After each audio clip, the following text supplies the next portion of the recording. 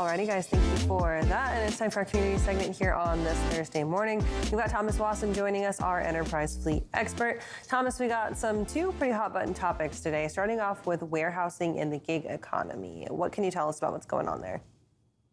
A lot of fun stuff going on. Spoke with Joe Oliero with Wagner Logistics. And, a lot of times we look at wait times and dwell times. You got to think of the warehouses. Drivers just get angry. They're stuck at a dock door. They don't understand that there's people behind it and they all have jobs to do. And one of the cool things that they were recently doing is partnerships with Variable. It's a company. Let me pull it up here. Yeah, Variable. It's not verifiable. Get that mixed up, but gig workers, and that's a really interesting thing because you typically in warehouses you have a regular workforce for most of your volumes, but if you get an unexpected amount of shipments or you're getting really busy, there's now the opportunity to get gig workers who are they're more like mercenaries for hire, and you can pull them in and help with peak periods as well, trying to help change it out. Because one of the challenges is that drivers don't see is if you get too many shipments in, there's only so many docks and so many workers. You have to be flexible. So when you look at that situation and look at warehousing, obviously has a great connection and looks like an impetus to go towards obviously more robotics in terms of trying to use technology to run the warehouse and things like that. Is there an opportunity here perhaps down the road to see more gig workers introduced into the warehousing space? Well, we're definitely seeing this happen with the partnership. We are seeing more gig workers get added in. We had a cool conversation. Post-COVID changes and stuff meant that a lot of your labor has changed how they view your typical gig. So speaking of gigs, the jobs have changed. So you have a larger share of workers now who are more willing to do gig work as a means to an end. Typically, they'll go from city to city, kind of like a semi-nomadic lifestyle. I joke it's like the 80s movies. Halloween's coming up. They Live by John Carpenter, where the guy's going from different cities doing construction work. Well, we're seeing that in gig work. Warehousing is one of the very few jobs where if you ask your grandparents how you need to get a job, they tell you just walk right in and tell them you need a job. Well, you can still do that in warehousing. There remains a challenge for labor. And when we talk about automation, yes, there will be some parts of warehouses that are automated, but it's still a challenge right now to figure out how to properly automate wrapping and putting together pallets, breaking them down, as well as loading and unloading within the trailers. Forklift drivers are still in high demand. And then finally, they have started using drones for inventory counts. Instead of one person manually looking at each one, you got a little UPC scanner on a drone. You can get about quadruple the work put by scanning them to make sure they're actually in the warehouse correctly. That's a big problem when you lose your pallets.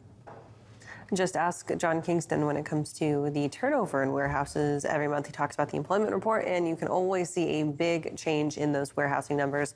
Thomas, let's move on to our second topic here this morning. Of course, hot button issue, the quote-unquote driver shortage. Is it true? Is it not? Well, new research from ACT coming out and saying there is record driver availability out there. This stat might poke some holes in some people's arguments. What can you tell us about it?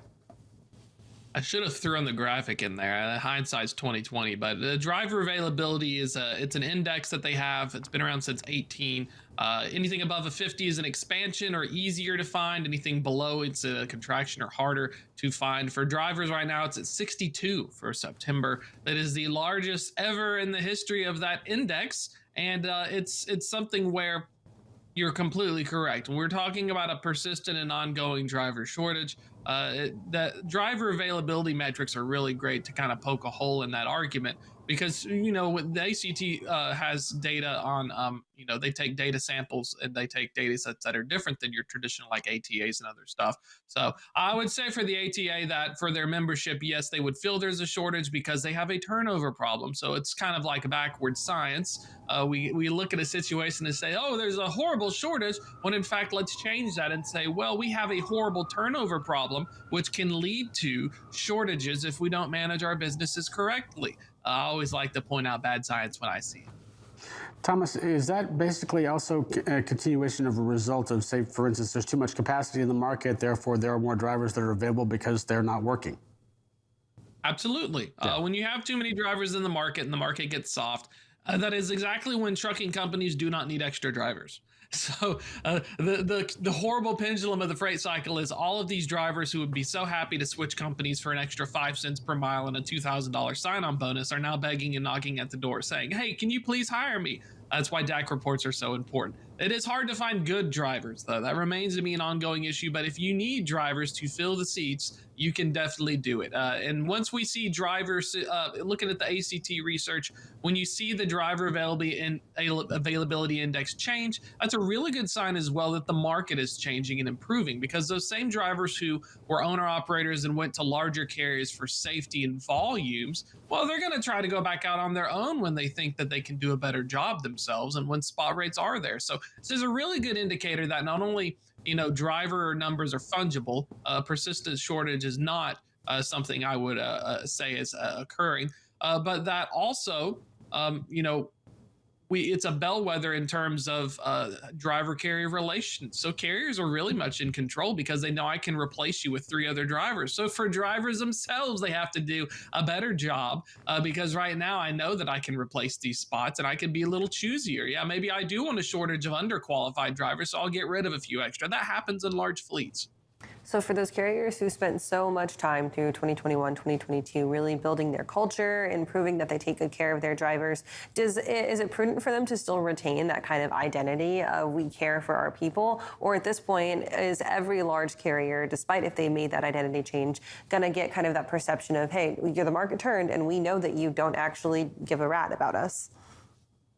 Think of the mobile bonsai tree. You have to selectively prune the twigs and small branches, or the tree will not grow correctly. You got to have, especially in a large fleet, build a culture of safety, of excellence here, at making sure you take care of your drivers. Always do that. But I'm a big fan of a Pareto principle, 80-20. 20% of your drivers are problem drivers, and they cause you 80% of your headache. It is very ruthless to say, but your job by building an effective culture is also trying to develop those who can't make it. And if they can't, it is your job just as important to get rid of them as soon as possible. They can affect your safety scores. They can cause accidents. They can cause a lot of issues. And it may sound kind of mean and cruel, but if you want to have an organization that is, dedicated towards success for drivers, you also have to know when you need to let certain drivers go. Because they will cause you more headaches down the road. Now, those drivers will obviously tell you, well, I shouldn't have been let go. Well, yes, but you also crashed a $250,000 tractor and trailer, and you've had multiple DAC problems from other companies, and you're about to leave anyway as soon as the market turns. So you have to be a little bit more choosier. While it doesn't mean we're not paying attention to our drivers or taking care of them, but yes, in this environment, you need to be very choosy because, as soon as you find out it's not going to work with a driver or relationship. And for drivers, same situation. It may be harder to find a new job, but if you find a carrier that's not taking care of you correctly, always be on the lookout because it's a two-way street. Yeah, definitely a situation that everyone has to be reticent of at all times. Thomas, you got the show on Tuesday. When does the newsletter come out? Check it out today at 2 p.m. Eastern, every Thursday for the newsletter, freightways.com/loaded and rolling. Then next week, we'll have another interview, Tuesday, 1 p.m. It'll be live. All right, Thomas, thanks for that. We can catch you there. Right now, we're going to take a quick break. We'll be back right after this.